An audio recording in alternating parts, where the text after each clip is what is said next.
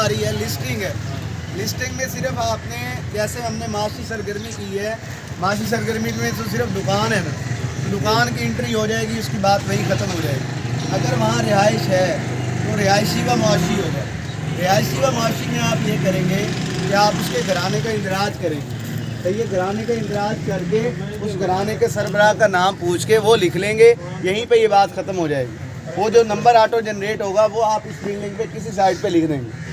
सही है। मिसाल के तौर पे हम ये घर की हम समझते हैं ये घर है, इस घर की प्रैक्टिस करते हैं। ये सर से मिलते हैं। अस्सलाम वालेकुम सर। तो आपने पहले अपना तारुफ करवाना है।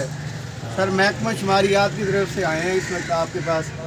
कुछ दिनों बाद मरदम शुमारी शुरू होने लगी है।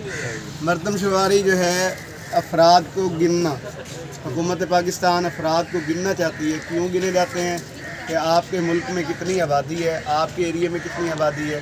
बुनियादी मकसद है मालूमात देना ताकि सहूलियात मुहैया करना। इस मालूमात की बुनियाद पे आपको सहूलियात मैसर की जाती हैं।